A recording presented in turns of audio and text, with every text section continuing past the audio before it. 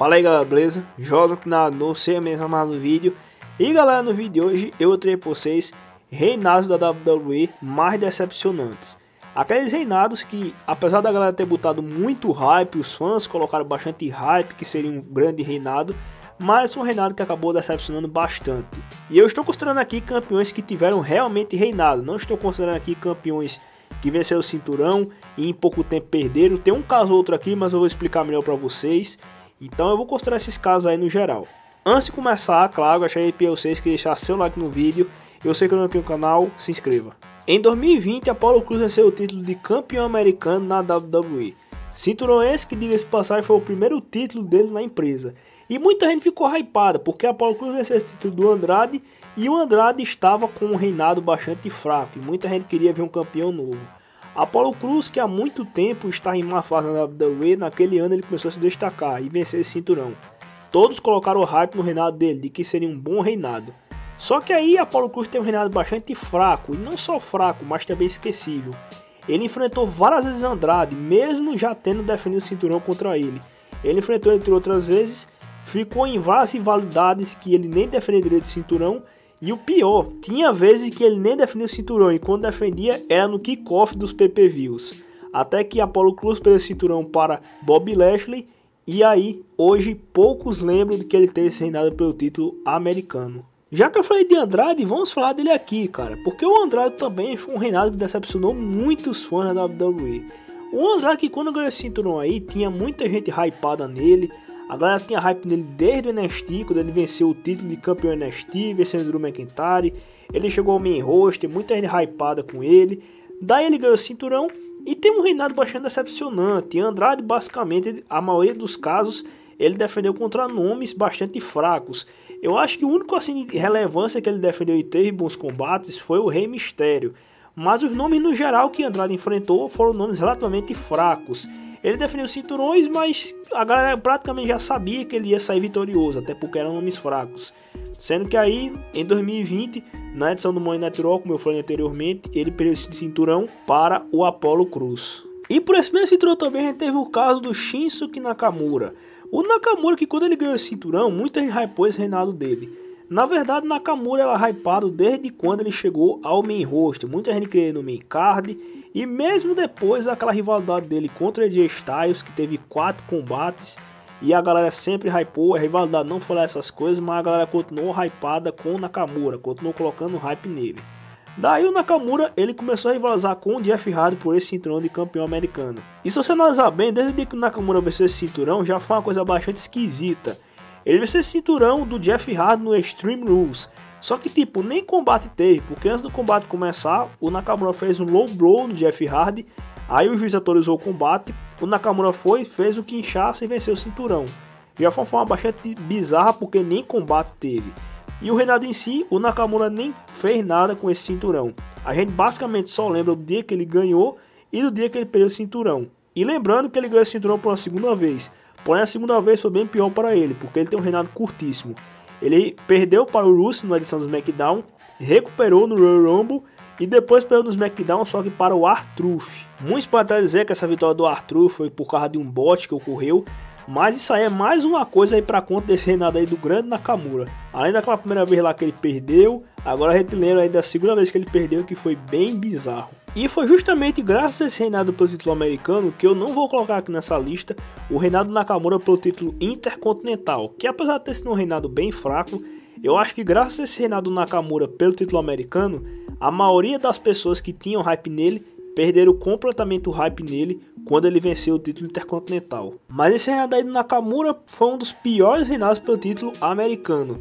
Eu acho que ele só não foi pior do que o reinado do Dean Ambrose, que diga-se passar, esse reinado do Dean Ambrose também não está aqui na lista, mas pelo fato de que quando Dean Ambrose venceu o título americano, ele estava como um rio, e pouca gente colocou hype no reinado dele. Recentemente aí tivemos um reinado do Big E pelo título intercontinental. Big E, que tinha se afastado do New Day pela WWE no Shake Up, os parceiros dele New Day, Kofi Kingston e Xavier Woods foram para o Raw, Big E permaneceu no SmackDown. E daí, pouco tempo após esse afastamento, ele acabou vencendo o título de campeão intercontinental.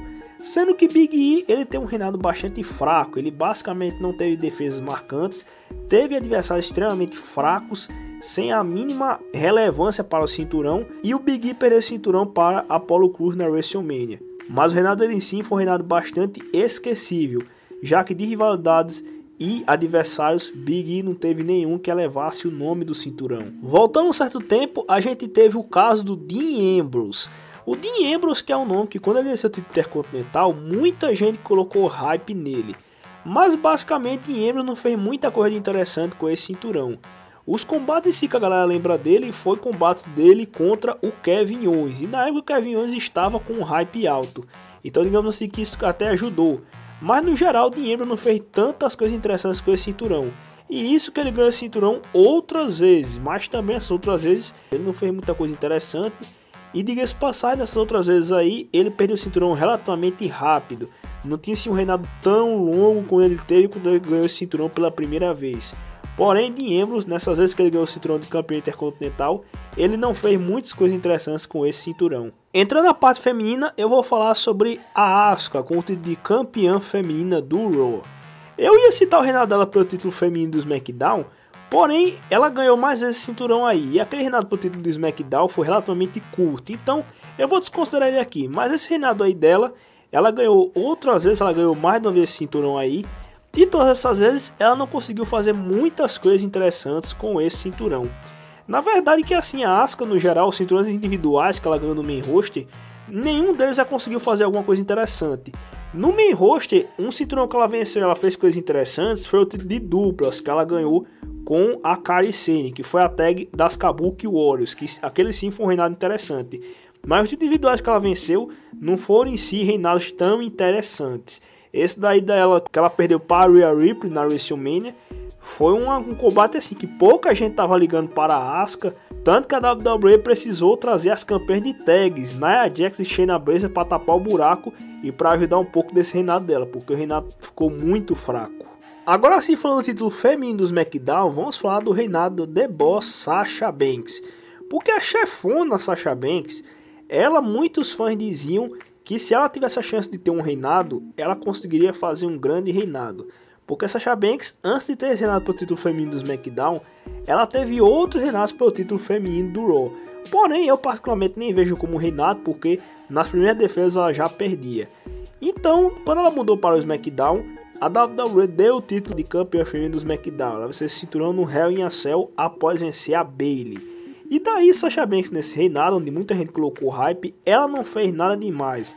Rivalidades fracas, repetitivas, onde Sasha Banks não conseguia fazer nenhum combate interessante. E as rivalidades não agregavam em nada ao cinturão. Muito pelo contrário, só colocavam ainda mais o cinturão como esquecido. Entrando agora no título mundial, a gente teve o reinado do Kofi Kingston. Kofi Kingston, quando venceu esse cinturão, muita gente comemorou, dizendo que foi uma grande conquista para o Kofi Kingston. Kofi Kingston venceu esse cinturão na WrestleMania, vencendo Daniel Bryan. Foi uma conquista muito boa, o primeiro mundial de Kofi Kingston na WWE. E ele ao mesmo tempo se tornava Grand Slam, porque era o único cinturão que Kofi Kingston ainda não tinha ganho na WWE. Só que o reinado de Kofi Kingston foi um reinado bastante fraco. Porque Kofi Kingston teve um reinado longo, onde ele venceu vários nomes que ao mesmo tempo que deviam ter vencido Kofi Kingston, estavam relativamente em alta no período. E muitos disseram também que Kofi Kingston ficou bastante over, vencendo muitos desses nomes com apenas um finalizador. Push esse que Kofi Kingston não tinha antes, então ficou uma coisa muito esquisita para um cara que era da divisão de tags ter as vitórias e o push no qual Kofi Kingston estava tendo. Tanto que muitos até disseram que Kofi Kingston era o pior campeão mundial que a WWE já teve. Assim como também foi o caso do lunático Dean Ambrose. Sim, Dean Ambrose aqui de novo na lista. O Dean Ambrose, cara, quando ele ganhou esse cinturão aí, ele venceu no Money in the Bank. E foi por meio de cash-in. Naquele mesmo Money in the Bank no qual ele venceu a maleta, ele foi lá e fez o cash-in em Seth Rollins, que tinha acabado de ganhar o Mundial do Roman Reigns. Muita gente colocou hype nesse reinado de Dean Ambrose. Porém, Dean Ambrose não fez um reinado tão interessante. O personagem de Dean Ambrose não se encaixava muito para um perfil de campeão mundial. E os combates no geral foram combates relativamente fracos. O KO Kevin Owens também está presente nessa lista. Porque Kevin Owens, além do fato de ele ser um heel que estava muito em alta naquele período, muita gente elogiava ele. Kevin Owens também ganhou esse cinturão de uma forma bastante surpreendente, porque foi com o Triple H traindo Seth Rollins, que até então fazia parte da autoridade. Kevin Owens foi ter esse reinado, porém foi um reinado que no geral Kevin Owens vencia seus combates com a ajuda de seu parceiro Chris Jericho. E quando eu digo que ele ser ajudado, não é nem pelo fato de que ele era ajudado, até porque Kevin Owens é heel e ele geralmente tinha que vencer os combates com roubos. Mas basicamente era quase do mesmo jeito que Kevin Owens era ajudado por Chris Jericho, sempre com alguma interferência e quase sempre das mesmas formas. E ficou muito dependente disso. Tanto que até no dia que Kevin Owens perdeu esse cinturão, que no caso foi para o Goldberg, o Chris Jericho também estava presente nesse dia. Então foi um reinado que basicamente Kevin Owens ficou dependendo de Chris Jericho para reter esse cinturão. No geral, Kevin Owens não fez combates tão interessantes. Os únicos combates em si que vocês podem apontar que sejam interessantes foram os combates que Kevin Owens teve contra Roman Reigns e alguns contra Seth Rollins. E que, diga-se passagem, ele venceu com a ajuda de Chris Jericho. Em 2020, Braun Strowman, depois de muito tempo na WWE, conseguiu vencer um Mundial. Porém, inicialmente nem tinha tanto hype como teria tido se ele tivesse vencido esse cinturão quando ele enfrentou Brock Lesnar no No Mercy no ano de 2017. E Braun Strowman venceu esse cinturão meio que na sorte, porque os planos originais era para Roman Reigns vencer esse cinturão, que até então estava com Goldberg. Porém, como Roman Reigns acabou se ausentando da WWE graças à pandemia, Braun Strowman acabou entrando em seu lugar e venceu o campeão, que até então era Goldberg, mas Braun Strowman o venceu. E Braun Strowman, no reinado no geral, ele não teve em si muitas coisas interessantes. No geral, Braun Strowman enfrentou adversários relativamente fracos em seu reinado, e quando ele perdeu o cinturão, foi para Bray Wyatt. Bray Wyatt que Braun Strowman enfrentou várias vezes por esse cinturão, depois acabou perdendo ele para Bray Wyatt. E para fechar aqui a lista, eu vou colocar o Bray Wyatt. E quando eu falo do Bray Wyatt, eu falo dele em todas as vezes em que ele venceu algum mundial na WWE. Porque em todas essas vezes, Bray Wyatt não conseguiu ser um bom campeão. Na primeira vez ele teve um reinado relativamente curto e pouco tempo depois ele perdeu para Randy Orton. Daí nas outras vezes que ele ganhou, ele venceu o título universal, já estando nessa fase dele como The Fiend e também com o Bray Wyatt da Casa Divertida, onde muitas vezes ele defendeu esse cinturão com esse personagem. E em todas essas vezes ele fez combates relativamente medianos para ruim e também ter rivalidades no geral toscas, rivalidades que não acrescentavam em nada ao cinturão.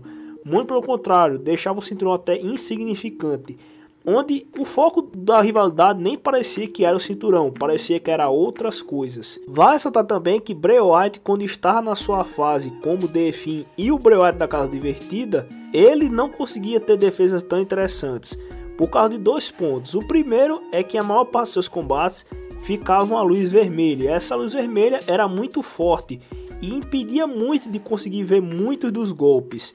E também Bray Wyatt, ele era bastante over. E over que eu digo no ponto de que ele levava vários golpes e logo depois levantava. Fator esse que deixava os combates bastante chatos. E também teve o ponto de que isso foi o fato de que levou muitos dos fãs a perderem o hype em Bray Wyatt. Porque no PPV Super Showdown, Bray Wyatt foi derrotado por Goldberg, só que foi com uma extrema facilidade. E foi a partir desse combate que o Bray Wyatt acabou perdendo muito do seu hype. Porque apesar de toda a dificuldade para ser derrotado nos seus combates no geral, quando ele chegou para enfrentar Goldberg, ele foi derrotado com uma extrema facilidade. E isso tirou muito do hype que era colocado nele.